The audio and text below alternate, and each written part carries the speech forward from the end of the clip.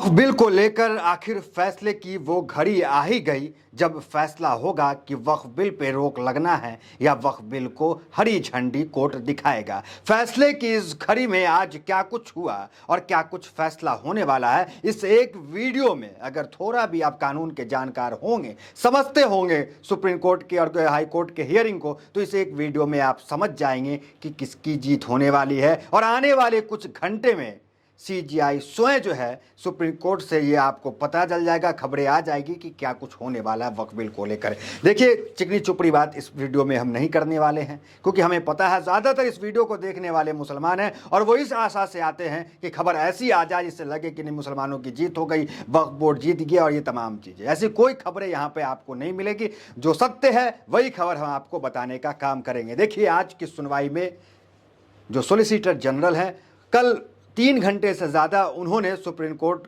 का समय लिया और अपनी पूरी बात रखी, लेकिन उनकी बात कल पूरी नहीं हुई थी। परसों हमने देखा कपिल सिब्बल जो है सारा दिन जो है अपनी बात रखे, और कल हमने देखा सरकारी वकील सॉलिसिटर जनरल ने अपनी बात रखी, और आज आधा घंटा का समय सॉलिसिटर जनरल तुषार मेहता को दिया गया था, क्योंकि कल उनका जो है पूरी बात कंप्लीट नहीं हो पाई थी। देखिए, इस वीडियो के शुरू में हमने आपको कह दिया कि चिकनी चुपड़ी बात हमसे नहीं होगी, हम वही कहेंगे जो सत्य होगी, जो तथ्यात्मक होगी। देखिए, जो आपको सीजीआई खन्ना थे, जो कुछ प्रावधानों में जिन्होंने रोक लगाया था और सवाल उठाया था, जिसमें से पहला सवाल उनका क्या था कि ये जो आप है जो वक्फ काउंसिल में या वक्फ बोर्ड के अंदर हिंदुओं को क्यों ला रहे हैं, इसका जवाब भी सरकारी वकील जो है वो सॉलिसिटर जनरल तुषार मेहता है उन्होंने भी दिया। और उसके बाद वक्फ बाय यूज़र का भी जवाब उन्होंने दिया, और जो डीएम का मामला था उसका जवाब भी जो है सॉलिसिटर जनरल जो सरकारी वकील है उन्होंने दिया। लेकिन कपिल सिब्बल के पास इन तमाम चीज़ों का जो जवाब वो दिए, काउंटर में इनके पास कोई इस तरीके का जवाब नहीं था जिससे सीजीआई गवाही थोड़े से जो है इस पर विचार करते हैं। कोई यूँ कह लें कि कपिल सिब्बल के पास इन तमाम चीज़ों के मामले में वो समझिए कि एक तरह से ब्लैंक ही थे, उनके पास इसका जवाब नहीं था। देखिए, आप कपिल सिब्बल के चाहने वाले कमेंट में गाली भी बकेंगे, लेकिन ये आप जाकर हियरिंग पढ़िए, हियरिंग देखिए, तो कपिल सिब्बल ने ऐसा कोई बयान नहीं जो है वो वक्तव्य नहीं रखा जिससे जो है सीजीआई जो है वो मुतासिर हो जाए। सीजीआई ने कहा कि इस तरह से काम नहीं चलेगा। कपिल सिब्बल से कहा कुछ ठोस मामला आपको देना पड़ेगा, तभी हम इसमें हस्तक्षेप कर सकते हैं। ये बयान मेरे नहीं, ये बयान सीजीआई बीआर गवई के हैं। अब आते हैं मामला कि क्या कुछ जवाब जो है वो सरकारी वकील ने सीजीआई को दिया जिससे सीजीआई भी संतुष्ट दिख रहे हैं। अब जब सीजीआई संतुष्ट हो जाएंगे तो फैसला कहाँ जाएगा, ये दर्शकों के विवेक पे छोड़ते हैं। देखिए, सवाल क्या था। सवाल इनका ये था, जो पिछले सीजीआई ने भी उठाया था, सवाल ये था कि आप जो है मुसलमानों के वक्फ बोर्ड के अंदर, वक्फ बिल के अंदर क्यों जो है हिंदुओं को ला रहे हैं। तो सरकारी वकील ने इसका जवाब दिया। सरकारी वकील ने कहा कि वक्फ बोर्ड जो है मुसलमानों की वो जो एसेंशियल चीज़ें जो होती है वो एसेंशियल नहीं है।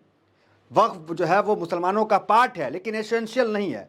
अगर वक्फ मुसलमान दान न करे तो उसका धर्म से कोई लेना देना नहीं, धर्म उनके में कोई बाधा नहीं उत्पन्न होने वाली है। और वक्फ को जो है सरकारी वकील ने सेकुलर बताया, और सेकुलर बता के कहा कि वक्फ जो है वो सेकुलर है, क्योंकि वक्फ के अंदर सिर्फ मस्जिद मदरसे नहीं चलते हैं, वक्फ के अंदर हॉस्पिटल, वक्फ के अंदर जो है वो लाइब्रेरी, वक्फ के अंदर अस्पताल, ये सब चलते हैं। और जब ये सब चलते हैं तो उसमें जो है हिंदू भी लाभार्थी होते हैं, तो ये तो सेकुलर चीज़ें हैं। और जब सेकुलर चीज़ें है तो इसके अंदर हिंदू रहेंगे, तो जो हिंदू लाभार्थी हैं, अगर इस बोर्ड के अंदर, इस कमेटी के अंदर अगर हिंदू मेंबर रहेंगे तो जो हिंदू लाभार्थी हैं उनको कोई कठिनाई नहीं होगा, आप समझिए।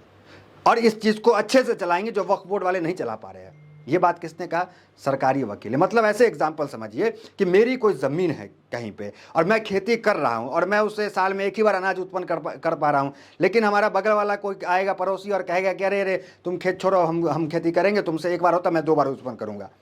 तो आपकी ज़मीन पर इस तरीके से दूसरे लोग आकर के कहेंगे कि नहीं भाई ये हम करेंगे। तो ये बात जो है वो सॉलिसिटर जनरल तुषार मेहता ने रख दी कि ये जो वक्फ का मामला है ये एसेंशियल पार्ट नहीं है इस्लाम का, और यह इसकी धारणा सेकुलर है। अब जब सेकुलर है तो इसमें हिंदू भी रह सकते हैं, क्योंकि हॉस्पिटल चलता है, ये चलता है, और इस सब के लाभार्थी जो हैं वो हिंदू भी हैं।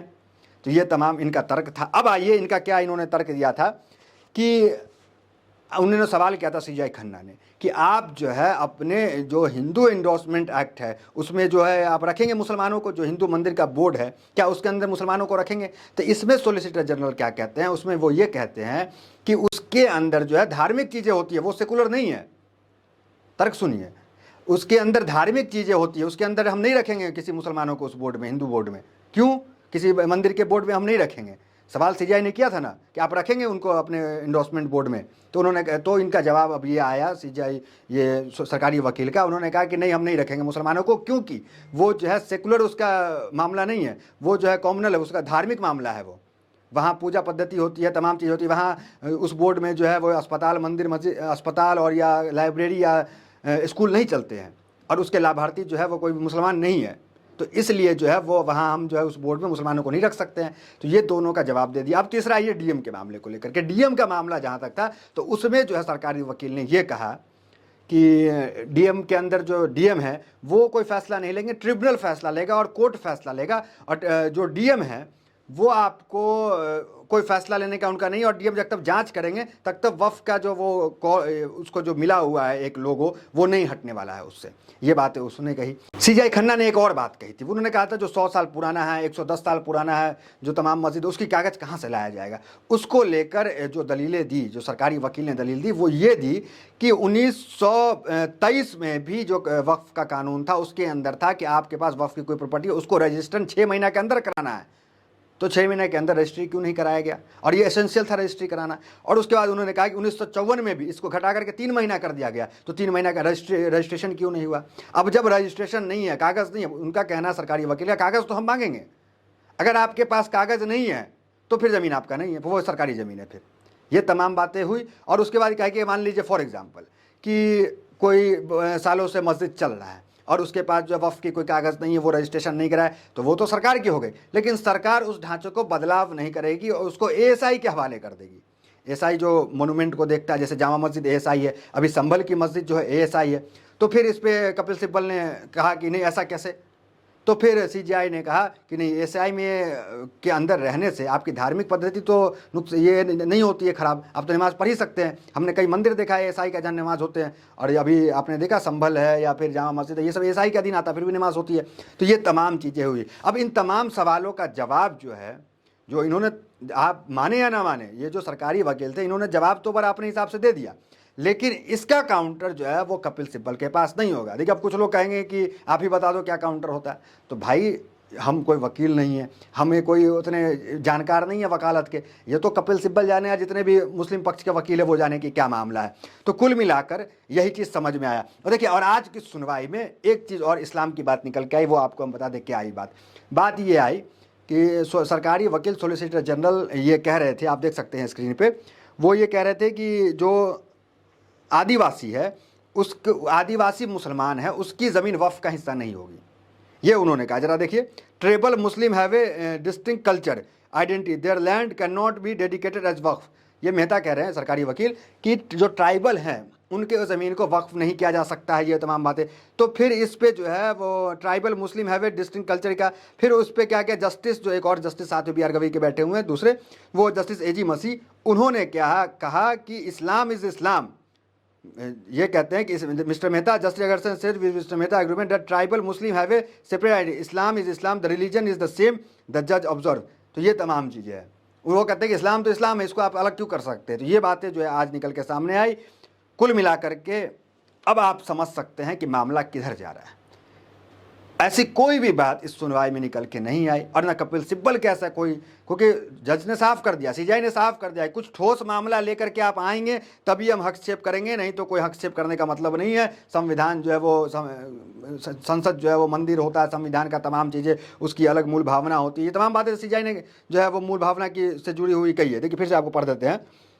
संसद द्वारा पारित कानून में संविधान की धारणा होती है और कोई कानून संवैधानिकता नहीं है इसका, जब तक कोई ठोस मामला नहीं आता है अदालत इसमें हस्तक्षेप नहीं करेगी। देखिए तमाम बातें। अब सवाल यहाँ पे ये भी है, जो सीजीआई ने कहा कि अदालत हस्तक्षेप तब तक नहीं करेगी जब तक ठोस मामला नहीं आएगा। तो देखिए सीजीआई ने हस्तक्षेप किया, मामला ठोस था तभी तो सीजीआई ने हस्तक्षेप किया, 3 संशोधन पर रोक लगाया और तमाम सवाल जो है सरकार वकीलों से किया। तो कुल मिलाकर सरकार को ग्रीन सिग्नल मिल गया है। एक दो आज ही सुनवाई हो जानी है, अंतरिम आदेश आज ही आ जाएगा। अभी लंच है, लंच के बाद देखिए सुनवाई जज बैठते हैं और आज ही जो है कहा जा रहा है कि सुनवाई हो जाएगा। अब आगे डेट नहीं बढ़ेगा, क्योंकि कपिल सिब्बल ने भी अपना 3 घंटा पूरा ले लिया और सरकारी वकील ने भी ले लिया, दोनों पक्षों को जो है कोर्ट ने सुन लिया और कोर्ट जो है अब आज ही फैसला इसको सुना देगा। फिलहाल इस वीडियो में इतना ही, मिलेगा वीडियो मेरे साथ। बहुत बहुत धन्यवाद।